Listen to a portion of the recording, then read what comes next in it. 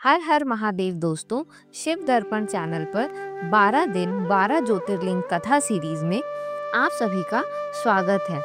आइए आज मैं आपको आंध्र प्रदेश में स्थित श्री मल्लिकार्जुन ज्योतिर्लिंग की कथा सुनाती हूँ।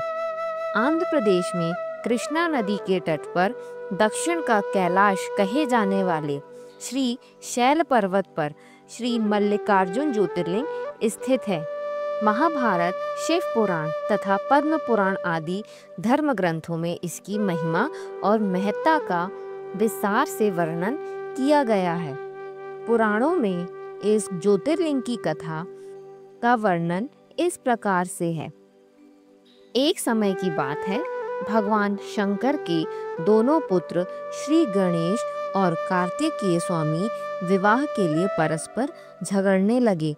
प्रत्येक का आग्रह था कि पहले मेरा विवाह किया जाए। उन्हें लड़ते झगड़ते देखकर भगवान शंकर और माँ भवानी ने कहा, तुम लोगों में से जो पहले पूरी पृथ्वी का चक्कर लगाकर यहाँ वापस लौट आएगा, उसी का विवाह पहले किया जाएगा। माता पिता की यह बात सुनकर श्री कार्तिकेय स्वामी तो अपने वाहन मयूर पर विराजित होकर तुरंत पृथ्वी प्रदक्षिणा के लिए दौड़ पड़े। लेकिन गणेश जी के लिए तो यह कार्य बड़ा ही कठिन था। एक तो उनकी काया स्थूल थी, दूसरे उनका वाहन भी मूषक चूहा था।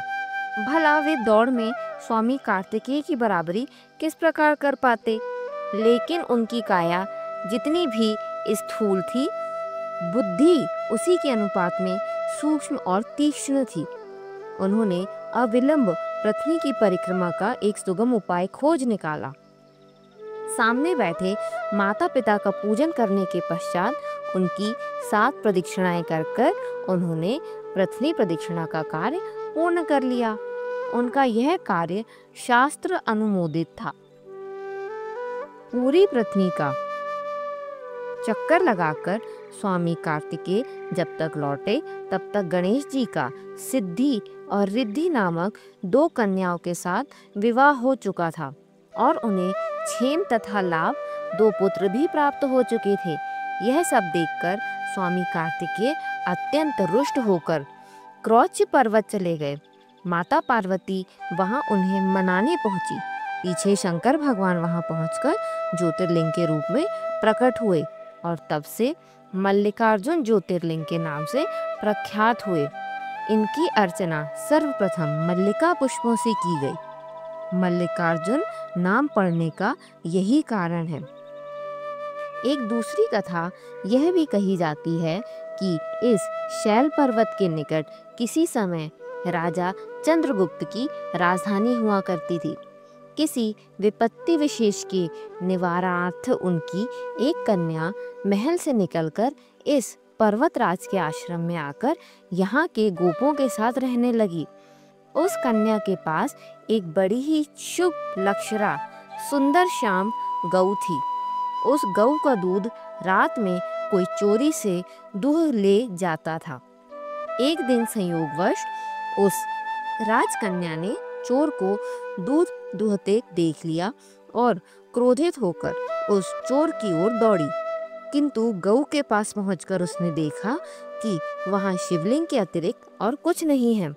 राजकुमारी ने कुछ समय पश्चात उस शिवलिंग पर एक विशाल मंदिर का निर्माण कराया। यही शिवलिंग मल्लिकार्जुन के नाम से प्रसिद्ध हुआ। शिवरात्रि के पर्व पर यहाँ बहुत बड़ा मेला लगता है। इस मल्लिकार्जुन शिवलिंग का दर्शन, पूजन, अर्चन करने वाले भक्तों की सभी सात्विक मनोकामनाएं पूर्ण होती हैं। उनकी भगवान शिव के चरणों में स्थिर प्रीति हो जाती है। दैहिक, दैविक, भौतिक सभी प्रकार की बाधाओं से वे मुक्त हो जाते हैं। हर हर महादेव। अगर आपको हमारी दी गई जानकारी पसंद आए तो चैनल को सब्सक्राइब करें तथा वीडियो को लाइक करें। धन्यवाद।